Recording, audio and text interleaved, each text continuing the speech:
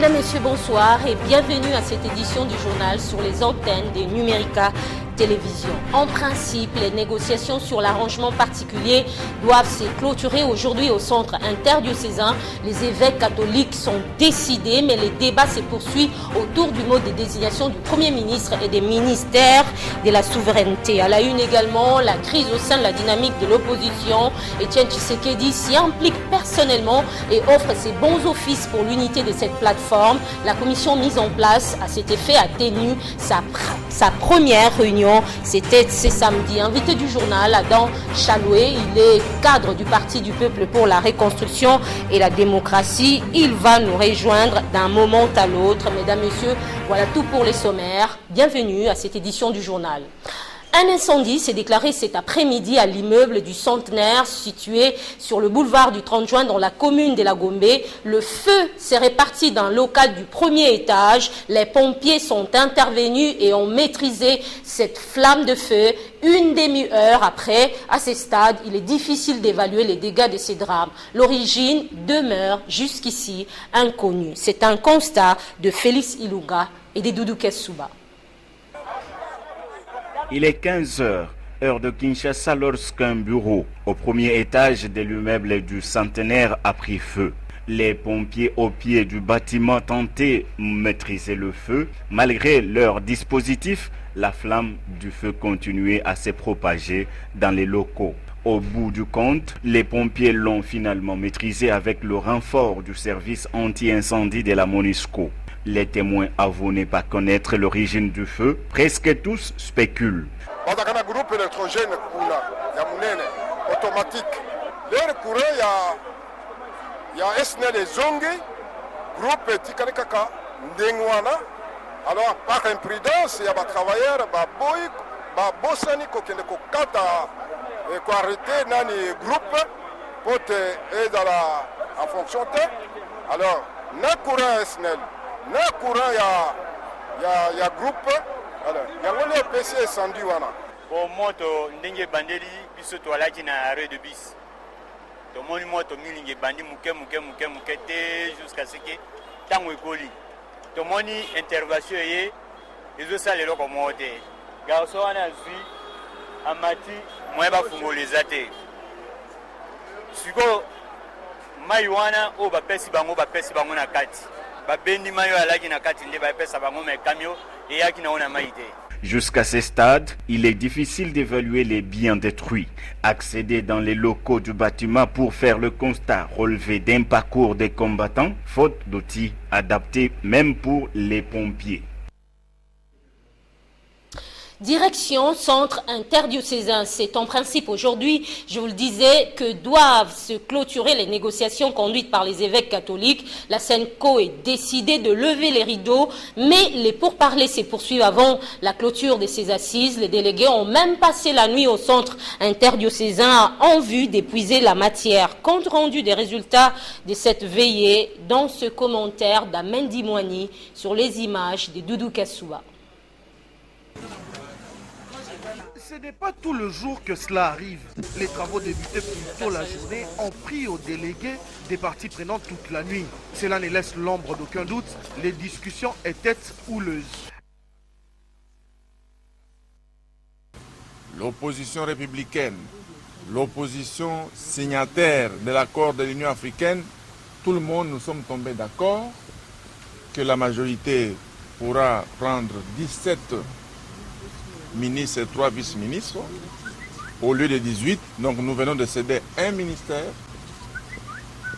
Le rassemblement qui était à 13, nous avons demandé qu'ils aillent à 12. Ils ont refusé et c'est ce qui nous bloque un tout petit peu. Ce n'est pas parce que au sein de l'accord, certaines parties ont accepté le maintien du président Kabila au-delà de son mandat, parce qu'ils ont récupéré l'Imperium, il n'y a plus de pression au niveau interne, il n'y a plus de pression au niveau international, qu'aujourd'hui la majorité va rebondir pour bloquer la mise en œuvre de l'accord. Nous en appelons à la bonne foi de la majorité de tenir compte des intérêts de la nation. Toutes les autres questions ont été abordées, sauf le chronogramme Il doit être finalisé tout à l'heure et la signature est prévue pour ce soir à 21h. Mais pour la facilitation, la pression doit être à son comble car le deadline est bel et bien confirmé. Et mesdames, messieurs, dans l'entretemps, le groupe des 3 membres du gouvernement Sami Badibanga ont apposé leur signature sur le document de la Senco. Jean-Lucien Boussa, José Makila et Azarias Rouberois l'ont signé tard dans la nuit. L'accord du 31 décembre est porteur d'espoir pour la nation. C'est François Mwamba qui le déclare devant les cadres et sympathisants de sa formation politique. Le président de l'Alliance pour le développement et la République a réitéré son soutien à l'accord du 31 décembre dernier. Il s'agit d'un excellent compromis politique possible qui a été trouvé autour de la table. C'est ce qu'a déclaré François Mwamba devant l'assistance. Il espère en tout cas qu'une issue favorable aux discussions sur l'arrangement particulier afin de permettre la mise en œuvre de ce texte. Je le disais en ouverture, crise au sein de la dynamique de l'opposition. Étienne Tshisekedi s'y implique personnellement et offre ses bons offices pour l'unité de cette plateforme. Le président du Conseil des sages du Rassemblement a instruit une commission en vue d'assurer la médiation pour réconcilier les deux. La commission composée notamment de Pierre Lumbi, Kitenge Yesu et du professeur Boissa a tenu sa première réunion. C'était donc ce samedi. Jean-Yves Kamalé.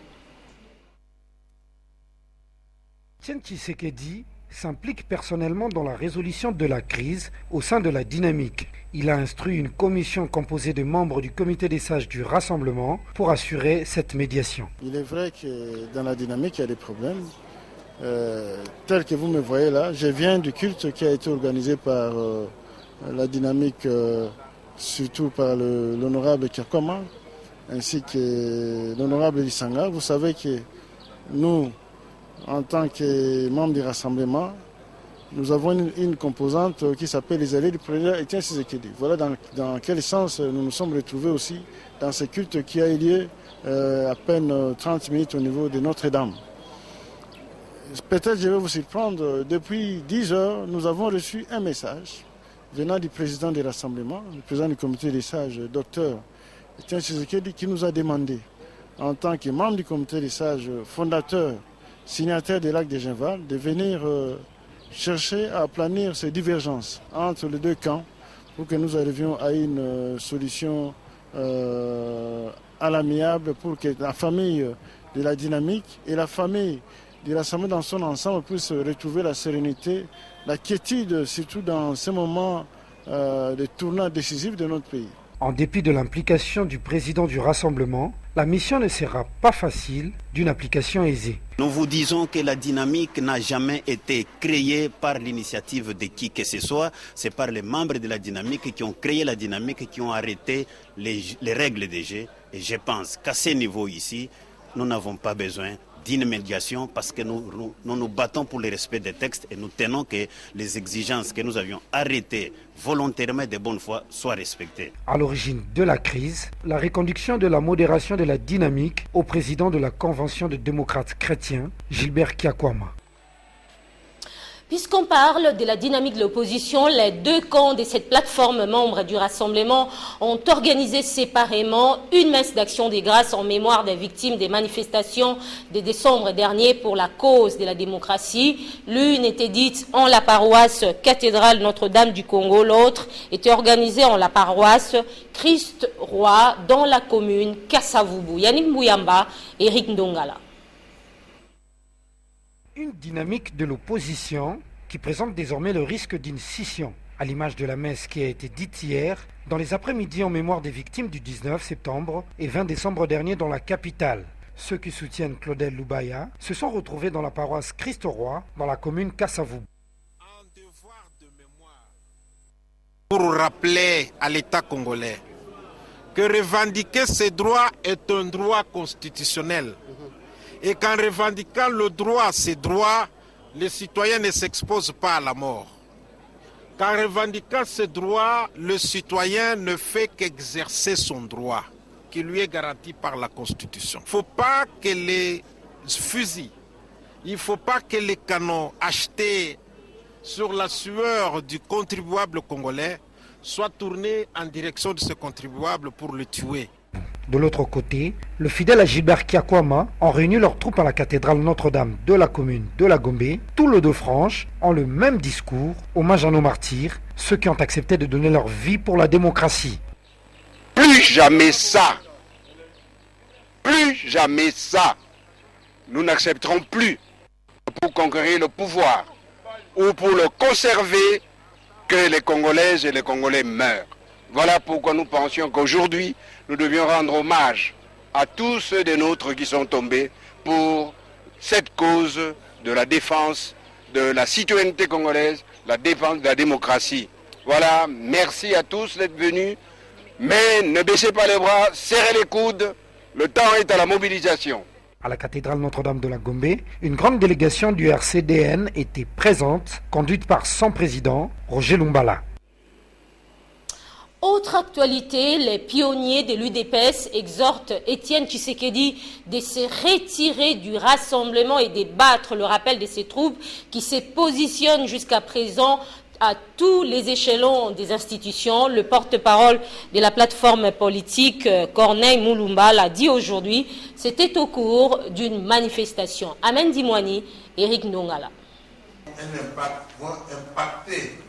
Eux, ce sont quelques militants de première heure de l'UDPS qui aujourd'hui se retrouvent en désaccord avec les instances du parti.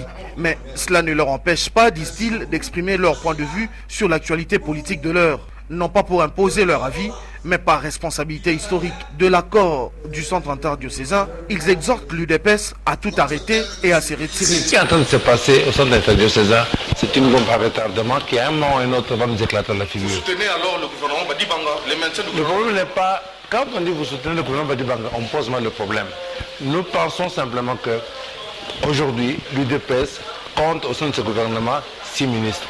Et puis, y compris le Premier ministre. L'UDPS a un vice-président à l'Assemblée nationale. L'UDPS a un rapporteur à la chose à la CENI. Et l'UDPS, c'est le premier groupe parlementaire de l'opposition. Et que donc, nous avons intérêt à capitaliser tout ce potentiel dans l'intérêt supérieur de notre parti et de la nation. De l'alliance avec le rassemblement, ils encouragent l'UDPS à prendre des distances. L'UDPS doit quitter le rassemblement parce que l'UDPS n'a pas à être derrière le rassemblement. Pourquoi? Parce que le rassemblement est une fabrication de l'extérieur d'une part et l'UDPS n'a pas mené le même combat que le rassemblement. Nous avons derrière nous 36 de combat, ce n'est pas le cas du rassemblement, qui venait se rendre compte seulement il y a quelques mois que le pouvoir ne fonctionne pas bien. À Étienne Tshisekedi, les pionniers UDPS attendent qu'ils battent les rappels de troupes pour le bien du parti et de tous. Nous pensons qu'aujourd'hui, le président Tshisekedi a intérêt à convoquer, à réunir autour de lui les députés et tout ce monde-là, les ministres et tout ça, et ensuite convoquer un congrès de refondation de notre parti, parce que nous devons nous réorganiser, nous structurer pour faire face à la situation qui est devant nous. Au café politique du Parti du Peuple pour la Reconstruction et la Démocratie, le secrétaire général de cette formation politique s'emploie à la transmission des connaissances et à inculquer l'esprit Ubuntu aux militants et partisans de ce parti présidentiel. Henri Movasakani a illustré ses propos par leur leader, Joseph Kabila. La tribune d'échange et discussion politique du PPRD a eu lieu à Lingwala, Yannick Bouyamba et Luc Yungu. Elle est devenue une tradition. La rencontre politique de tout le week-end du Parti du Peuple pour la Reconstruction et la Démocratie se veut plus qu'une école de savoir. Chaque vendredi, les partisans du PPRD sont comme à l'église. Le prêche d'aujourd'hui est axé sur les vertus Ubuntu, une philosophie ou une idéologie qui prône l'humanisme et autres valeurs cardinales. C'est être dans l'ensemble et discuter dans l'ensemble aussi pour trouver une solution un peu dynamique et solide. C'est ça la signification idéale.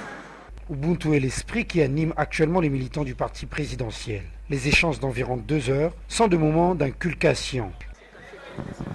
Pendant ce café, aujourd'hui, nous avons appris beaucoup de vertus, comme la simplicité, le sens de responsabilité. En tout cas, on a appris beaucoup de choses qui dérivent de Ubuntu. Donc nous avons beaucoup appris, mais je ne peux pas tout dire ici, mais c'est ancré vraiment dans moi et je compte en faire bénéficier aussi aux autres. Un parti politique, ce n'est pas seulement faire beaucoup trop de bruit ou chercher le pouvoir, mais c'est aussi renforcer les capacités des membres. Comment voulez-vous aujourd'hui un membre qui n'a pas de capacités, s'il devenait ministre, qu'est-ce qu'il sera? Et c'est ce que le secrétaire général est en train de faire. Donc les gens, on les prépare à leurs futures responsabilités. Donc parfois, quand il y aura quelqu'un qui sera DG, qui sera avec tous ces enseignements, je crois qu'il pourra très bien faire son travail. Le secrétaire général du PPRD, Henri Mova, veut que l'héritage Ubuntu soit révélé dans chaque homme et femme du parti présidentiel.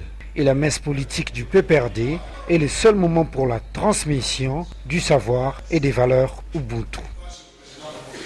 Processus électoral, l'Église du Christ au Congo a organisé aujourd'hui un séminaire sur la sensibilisation à l'enrôlement des électeurs. Un séminaire organisé à l'intention des jeunes. Il a connu la participation des représentants provinciaux de l'ECC et du vice-président de la CENI. Norbert Bassengezi appelle les femmes à s'enrôler massivement. Depuis que le processus a été lancé, le taux des femmes enrôlées s'élève à 46%. Yannick Mouyamba et Doudou Kessouba. Depuis le début des opérations d'enrôlement par la Commission électorale nationale indépendante, à ce jour, plus de 8 millions de personnes sont déjà enregistrées au nouveau fichier de la CENI. Et sur le nombre de toutes ces personnes enrôlées, 46% de femmes sont enregistrées contre 54% des hommes, un chiffre qui n'interprète pas la parité entre les deux sexes. Moi je pense qu'avec ces 8 millions sur 8 millions 250 sur 20 millions d'électeurs attendus dans l'ère opérationnelle 2, 1 et 2, ça signifie qu'en un mois et 10 jours, nous avons beaucoup travaillé. Il y a des défis logistiques qui sont déjà assainis parce que sur 7000 CI, aujourd'hui, il ne manque que 24 CI qui ne sont pas encore déployés. Ça signifie qu'on est à 99% de déploiement au niveau donc de ces 12 provinces. Le séminaire était aussi une opportunité pour le participant appelé à plus d'implication de jeunes au processus d'enrôlement lancé il y a peu dans quelques provinces du pays. Je dis à toute la population que c'est maintenant, parce qu'il n'y a pas moyen que nous puissions encore prendre les armes pour aller prendre le pouvoir. Et on peut décider de tout ce qu'on veut. Au finish, nous allons aller aux élections. Mais pour aller aux élections, qu'est-ce qu'il faut faire? Il faut s'enrôler massivement. Voilà pourquoi nous avons même dans ce programme, je les encourage, même la sensibilisation pour le jeune. Les jeunes doivent massivement s'enrôler pour espérer remplacer la classe politique de tout à l'heure. Notre classe politique est en train de nous décevoir. Voilà pourquoi, avec ce plan qui est mis en place par l'ECC, c'est un plan louable qui va faire en sorte qu'on ait même des bourgmestres, des jeunes de 18 ans, de maires de ville de 18 ans, de 20 ans. Il n'est pas impossible. Le vice-président de la CENI a profité de l'occasion pour remercier l'Assemblée plénière de sa structure pour le travail qui est en train d'être fait. Rendons-nous à Rutshuru où 4 personnes sont portées disparues après le crash de 2 hélicoptères de l'armée. Des sources militaires à Goma indiquent qu'il s'agit d'un accident. Elles précisent que les 2 appareils n'ont pas été attaqués. Les 2 hélicoptères étaient plutôt partis dans la région des Karisimbi et Mikeno où l'on signalait la présence des ex-rebelles du M23. Des sources des FARDC ajoutent que les 2 appareils volaient à basse altitude lorsqu'ils se sont écrasés. Ils avaient pour mission de bombarder les sites de ex-M23. En sport, le match, le Burkina Faso contre la Tunisie s'est soldé par 2-0. Les Léopards de la République démocratique du Congo affrontent demain dimanche les Black Stars du Ghana en quart de finale à Kinshasa comme à Libreville. Des milliers de supporters retiennent encore leur souffle pour ce choc. Et à OM, les 2 équipes ont failli se croiser déjà car ils se sont successivement entraînés dans le même stade. Le pire a été évité de justesse. Reportage de notre envoyé spécial au Gabon, Dixon Yala et Paul Kazozo. Les Léopards de la République démocratique du Congo poursuivent leur préparation AOM à la rencontre des quarts de finale de ce dimanche 29 janvier 2017 face aux Black Stars du Ghana. Ce vendredi, la séance d'entraînement prévue à 18h au stade d'Akakoam d'OIM a été perturbée, mieux retardée par les Black Stars du Ghana, arrivés sur le lieu en retard alors qu'ils étaient attendus aux alentours des 17h. Après une vive discussion avec la sécurité et les agents de la CAF sur place, les Ghanéens ont décidé de faire du forcing. Ils entreront sur les sites d'entraînement sans permission et bravant même les dispositifs sécuritaires mis en place. Cette séance sera très courte car moins d'une heure après, les Léopards de la RDC feront leur entrée dans cette bâtisse.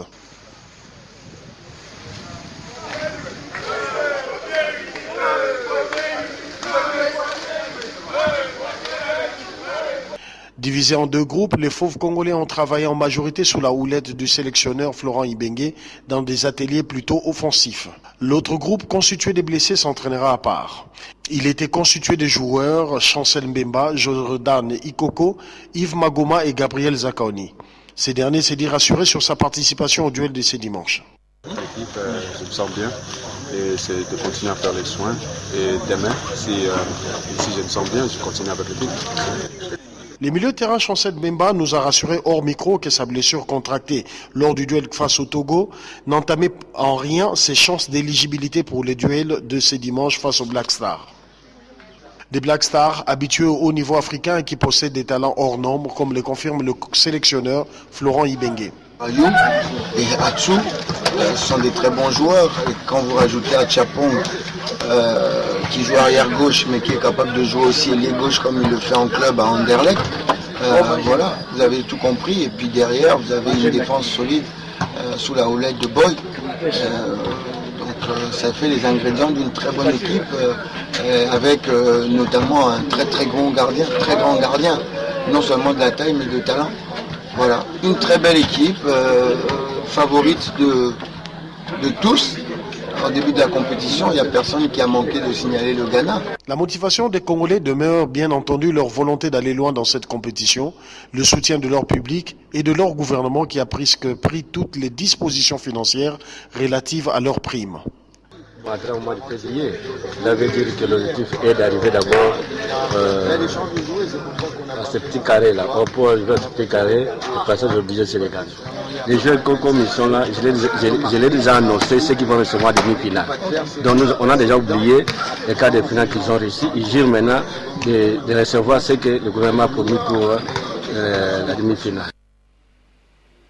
Et à la veille de cette rencontre sportive, la fièvre est montée dans le camp des supporters congolais. Ils espèrent la victoire des Fauves congolais face aux Black Stars du Ghana. Je vous propose de suivre cette ambiance à OIM avant le match. Suivons.